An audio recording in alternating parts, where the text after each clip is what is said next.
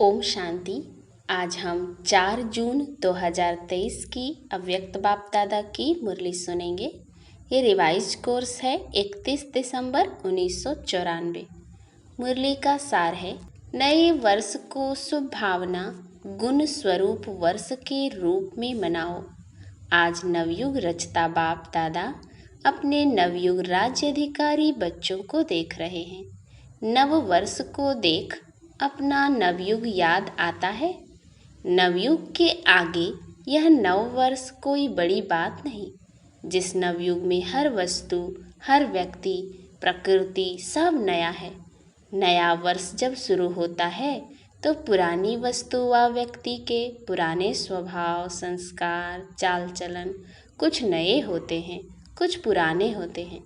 लेकिन आपके नवयुग में पुराने का नाम निशान नहीं। व्यक्ति भी नया अर्थात सतो प्रधान है और प्रकृति भी सतो प्रधान अर्थात नई है। प्रकृति में भी आजकल जैसा पुरानापन नहीं होगा। तो नवयुग की मुबारक के साथ नव वर्ष की मुबारक। आज विशेष नया वर्ष मनाने के उमंग उत्साह से खुशी खुशी से सभी पहुंच गए हैं। तो बाप दादा भी दिल से दिल की दुआओं सहित नव युग की और नए वर्ष की डबल मुबारक देते हैं। आप सभी को भी डबल याद है या सिंगल याद है? अपना नया युग नैनों के आगे बुद्धि में स्पष्ट है ना? जैसे कहेंगे कल से नया वर्ष शुरू है, ऐसे ही कहेंगे कल नवयुग आया कि आया। इतना स्पष्ट है? नशा है? सभी नवयुग के राज्य अधिकारी हैं। सभी राजा बनेंगे तो प्रजा बनाई है। आप सब तो राजा हो, लेकिन राज्य किस पर करेंगे? अपने ऊपर। तो बाप दादा नवयुग और नया वर्ष डबल देख रहे हैं। कल की बात है ना, वो भी कल और ये भी कल की बात है। फिर नवयुग होगा ना। अपने नवयुग की ड्रेस शरीर सामने दिखाई देती है। बस पुरानी ड्रेस छोड़ेंगे और नई ड्रेस धारण करेंगे तो वो ड्रेस अच्छी, चमकीली, सुंदर है ना। अभी तो देखो हर व्यक्ति में कोई ना कोई नुक्स होगा। कोई की नाक टेढ़ी होगी, किसकी आंख टेढ़ी होगी, किसके होठ ऐसे होंगे।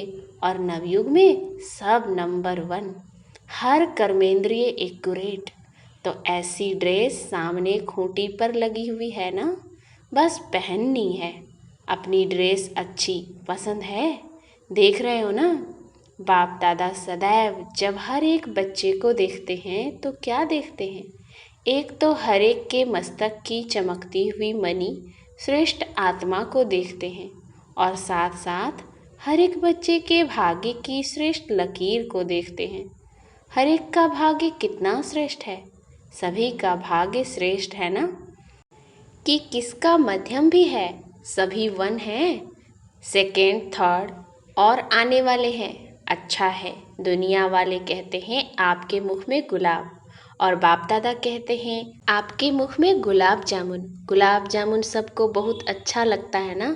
गुलाब जामुन या मिठाई खाने के लिए ही बाप दादा ने हर गुरुवार भोग का रखा है। भोग में खुद भी खाते हो और बाप दादा को भी स्वीकार कराते हो। घर में बनाए नहीं बनाए, लेकिन गुरुवार को तो मीठा मिलेगा ना। और जब कभी खुशी का उत्सव होता है तो मुख ही मीठा कराते हैं। मीठा मुख अर्थात मीठा मुखड़ा। मुख मीठा तो सब करते हैं, लेकिन आप सबका मुख भी मीठा है तो मुखड़ा अर्थात फेस भी मीठा है या थोड़ा थोड़ा कड़वा भी है। अगर एक लकीर भी कड़वे की हो तो आज वर्ष को विदाई देने के साथ साथ इस थोड़े से कड़वेपन को भी विदाई दे देना। विदाई देना आता है कि पास में रखना अच्छा लगता है? या विदाई देकर फिर बुला लेंगे, फिर कहेंगे हम तो छोड़ना चाहते हैं लेकिन माया नहीं छोड़ती है। ऐसे तो नहीं कहेंगे कि हमने छोड़ दिया लेकिन माया आ गई। वहाँ जाकर फिर ऐसे पत्र लिखेंगे, विदाई तो सदा काल के लिए विदाई। विदाई देने का अर्थ ही है फिर आने नहीं देना। या कभी कभी आ जाए तो कोई हर्जा नहीं, क्योंकि पुराने संस्कार कईयों को बहुत अच्छे लगते हैं। आज कहेंगे कल से नहीं होगा और फिर परसों परवश हो जाएंगे। तो उसको विदाई नहीं कहेंगे ना। तो विदाई देना भी सीखो। वर्ष को विदाई देना तो कॉमन बात है, लेकिन आप सबको अंश वंश सहित माया को विदाई देना है। अंश मात्र भी नहीं रहे। कई बच्चे कहते हैं 75% तो फर्क पड़ गया है, और भी पड़ जाएगा, लेकिन माया अंश से वंश बहुत जल्दी पैदा करती है। 25% अंश मात्र भी रहा तो 25 से 50 तक भी बहुत जल्दी पहुंच सकता है। इसीलिए अंश सहित समाप्त करना है। तो नए वर्ष में क्या करेंगे? पुराने वर्ष को विदाई देने के साथ साथ माया के अंश को भी विदाई देना, और विदाई के साथ बधाई भी देते हो ना। कल सभी एक दो को मिलेंगे तो कहेंगे नए वर्ष की मुबारक हो, बधाई हो। तो विदाई दो, और विदाई के साथ साथ अपने को भी और दूसरों को भी सदा फरिश्ते स्वरूप की बधाई दो। है ही फरिश्ता, ऊपर से नीचे आए, अपना कार्य किया और उड़ा। फरिश्ते यही करते हैं ना, उड़ती कला की निशानी पंख दिखाए हैं। कोई आर्टिफिशियल पंख नहीं है, लेकिन ये फरिश्तों को जो पंख दिखाते हैं उसका अर्थ है फरिश्ता, अर्थात उड़ती कला वाले। तो फरिश्ते स्वरूप की बधाई स्वयं को भी दो और दूसरों को भी। सदा फरिश्ते स्वरूप के स्मृति में भी रहो और दूसरे को भी उसी स्वरूप से देखो। फलानी है, फलाना है नहीं, फरिश्ता है। ये फरिश्ता संदेश देने के निमित्त है, समझा? तो सभी को फरिश्ते स्वरूप की मुबारक दो। चाहे कोई कैसा भी हो, लेकिन दृष्टि से सृष्टि बदल सकती है। जब दृष्टि से सृष्टि बदल सकती है तो क्या ब्राह्मण नहीं बदल सकता? आपकी दृष्टि स्मृति हर आत्मा को बदल देगी। बाप दादा को कभी कभी बच्चों पर हंसी आती है, आप लोगों को भी अपने ऊपर आती है। एक तरफ कहते हैं कि हम विश्व परिवर्तक हैं, विश्व कल्याणकारी हैं, और फिर विश्व परिवर्तक आकर कहता है कि ये मेरे से बदली नहीं होता। अपने प्रति भी कभी रूह रिहान में कहते हैं, चाहते हैं ये नहीं करें, फिर भी कर लेते हैं। तो विश्व परिवर्तक और स्वयं के लिए ही कहे कि मैं चाहता हूँ लेकिन कर नहीं पाता हूँ, तो उसका टाइटल क्या होना चाहिए? उसको विश्व परिवर्तक कहना चाहिए या कमज़ोर कहना चाहिए? गीत सुनाते हैं ना, क्या करें कैसे करें पता नहीं कब होगा। यह गीत बाप दादा तो सुनते हैं ना। जब विश्व परिवर्तक हैं, विश्व कल्याणकारी हैं, तो क्या कोई आत्मा को नहीं बदल सकते? स्वयं को नहीं बदल सकते? अगर स्व परिवर्तक भी नहीं तो विश्व परिवर्तक कैसे होंगे? बाप दादा कहते हैं इस वर्ष की विशेष दृढ़ प्रतिज्ञा स्वयं से करो। प्रतिज्ञा का अर्थ ही है कि शरीर चला जाए, लेकिन जो प्रतिज्ञा की है वह प्रतिज्ञा नहीं जाए। तो प्रतिज्ञा करने की इतनी हिम्मत है? करेंगे, डरेंगे तो नहीं।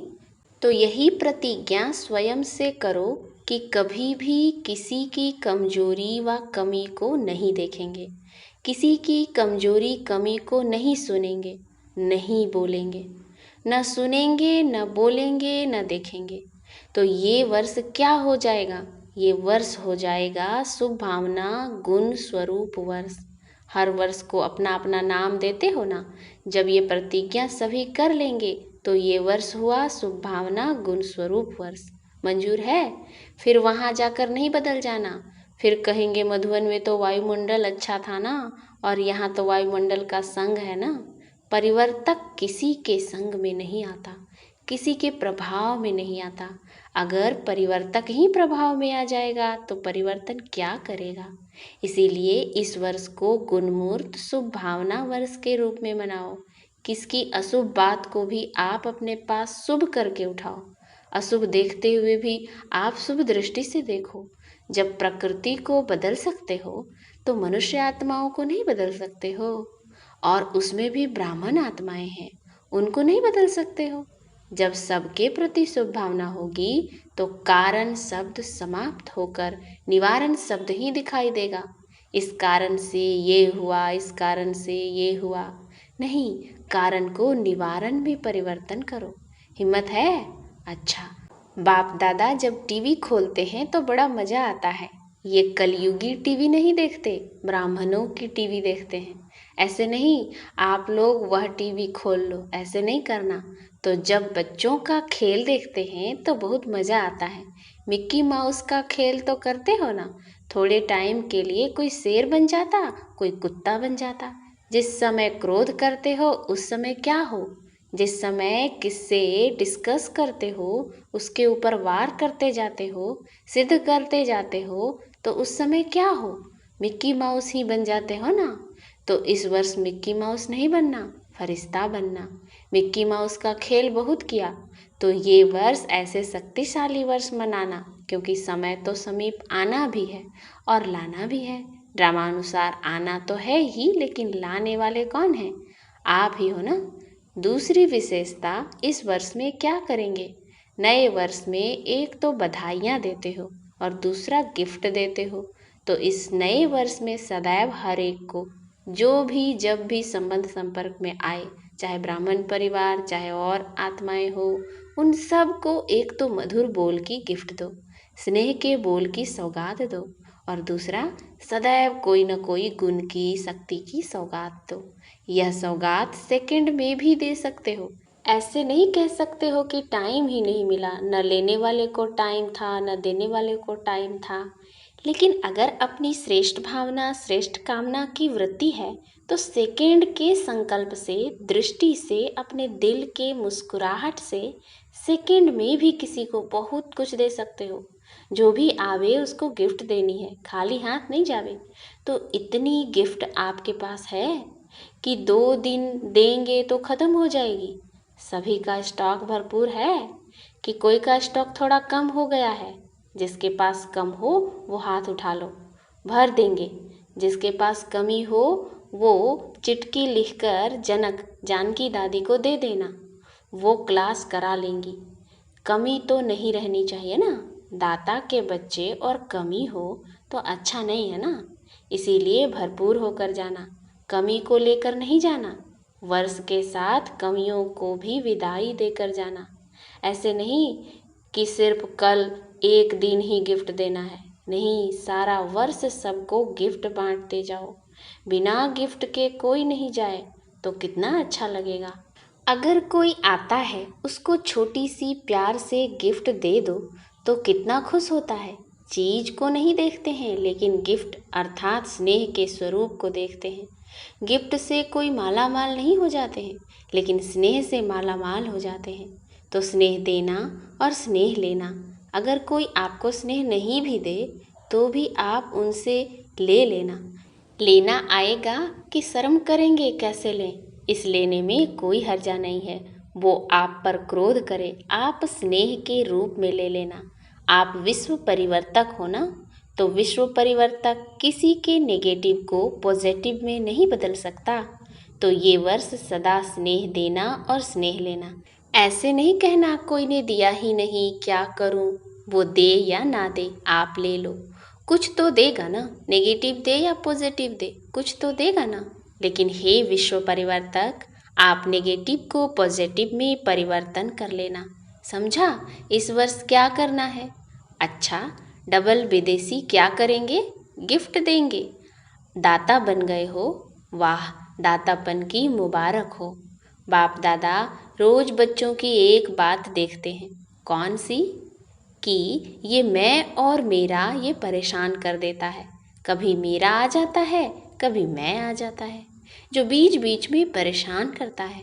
तो जब वर्ष परिवर्तन हो रहा है तो इस मैं और मेरे को भी परिवर्तन करो। शब्द भले मैं बोलो, लेकिन मैं कौन? ओरिजिनल मैं किसको कहते हैं? शरीर को या आत्मा को? मैं आत्मा हूँ। तो जब भी मैं शब्द यूज़ करते हो तो क्यों नहीं मैं शब्द का ओरिजिनल स्वरूप, ओरिजिनल अर्थ स्मृति में रखते हो। और सारे दिन में कितने बार मैं शब्द यूज़ करते हो, करना ही पड़ता है ना। मेरा भी कई बार यूज़ करते हो और मैं भी कई बार यूज़ करते हो। तो जितने बार मैं शब्द यूज़ करते हो उतने बार अगर वास्तविक अर्थ से मैं स्मृति में लाओ तो मैं धोखा देगा या उड़ाएगा? तो जब भी मैं शब्द यूज़ करते हो तो उस समय यही सोचो, मैं आत्मा हूँ, क्योंकि मैं और मेरे शब्द के बिना रह भी नहीं सकते हो। बोलना ही पड़ता है और आदत भी है। मैं मेरे के पक्के संस्कार हो गए हैं। तो जिस समय मैं शब्द यूज़ करते हो उस समय ये सोचो कि मैं कौन, मैं शरीर तो हूँ ही नहीं ना। बॉडी कॉन्शियसनेस तब आवे जब मैं शरीर हूँ। शरीर तो मेरा कहते हो ना कि मैं शरीर कहते हो। कभी गलती से कहते हो कि मैं शरीर हूँ? गलती से भी नहीं कहेंगे ना कि मैं शरीर हूँ। तो मैं शब्द और ही स्मृति और समर्थी दिलाने वाला शब्द है, गिराने वाला नहीं है। तो परिवर्तन करो, विश्व परिवर्तक पक्के हो ना, देखना कच्चे नहीं बनना। तो मैं शब्द को भी अर्थ से परिवर्तन करो। जब भी मैं शब्द बोलो तो उस स्वरूप में टिक जाओ। और जब मेरा शब्द यूज़ करते हो तो सबसे पहले मेरा कौन। सारे दिन में मेरा मेरा तो बहुत बनाते हो। मेरा स्वभाव, मेरा संस्कार, मेरी ये चीज़ें, मेरा परिवार, मेरा सेंटर, मेरा जिज्ञासु, मेरी सेवा इसने क्यों की, ये कहते हो ना, खेल तो करते हो ना। तो जब मेरा शब्द बोलते हो तो मेरा कहने से पहले ये याद करो कि मेरा कौन। पहले मेरा बाबा याद करो, फिर मेरा और याद करो। तो जहाँ बाप होगा वहाँ देह अभिमान व गिरावट नहीं आएगी। तो मैं और मेरा इन दोनों शब्दों को उस वृत्ति से, उस दृष्टि से, उस अर्थ से देखो और बोलो। मेरा शब्द मुख से निकले और पहले मेरा बाबा याद आए तो निरंतर योगी तो हो जाएंगे ना, क्योंकि हर घंटे में मेरा और मैं शब्द यूज़ करते हो। कारोबार में भी करना पड़ता है ना। तो जितने बार ये रिपीट करो, मुख से बोलो व मन से सोचो, मैं या मेरा, तो अर्थ का परिवर्तन करो। हद से बेहद में जाना है ना। जब बेहद सृष्टि की परिवर्तक आत्माएं हो तो हद में क्यों जाते हो। सिर्फ भारत परिवर्तक तो नहीं हो ना, या डबल विदेशी सिर्फ फॉरेन परिवर्तक तो नहीं हो ना। विश्व परिवर्तक हो। विश्व अर्थात बेहद विश्व परिवर्तक हैं, यह पक्का याद है ना। तो ऑटोमेटिकली निरंतर योगी सहज योगी बन जाएंगे। मेहनत नहीं करनी पड़ेगी क्योंकि भाव और भावना बदल जाएगी। अच्छा, चारों ओर के नवयुग के राज्य अधिकारी श्रेष्ठ आत्माओं को सदा स्वपरिवर्तन और विश्व परिवर्तन के निमित्त विशेष आत्माओं को सदा पुरुषार्थ में नवीनता श्रेष्ठता लाने वाले सर्वस्नेही आत्माओं को सदा बाप का नाम प्रत्यक्ष करने वाले सपूत आत्माओं को सदा मेरा और मैंपन को यथार्थ भाव और अर्थ में लाने वाले सहजयोगी आत्माओं को बाप दादा का याद प्यार और नमस्ते। हम रूहानी बच्चों की रूहानी बाप दादा को याद प्यार गुड मॉर्निंग और नमस्ते नमस्ते नमस्ते। वरदान, आगे पीछे सोच समझकर हर कार्य करने वाले ज्ञानी तू आत्मा त्रिकालदर्शी भव। जो बच्चे त्रिकालदर्शी अर्थात तीनों कालों का ज्ञान बुद्धि में रख आगे पीछे सोच समझकर कर्म करते हैं, उन्हें हर कर्म में सफलता मिलती है। ऐसे नहीं बहुत बिजी था इसीलिए जो काम सामने आया वह करना शुरू कर दिया। नहीं, कोई भी कर्म करने के पहले यह आदत पड़ जाए कि पहले तीनों काल सोचना है। त्रिकालदर्शी स्थिति में स्थित होकर कर्म करो तो कोई भी कार्य व्यर्थ व साधारण नहीं होगा। स्लोगन, अपने संतुष्ट और खुशनुमा जीवन से सेवा करो, तब कहेंगे सच्चे सेवाधारी। अच्छा, ओम शांति।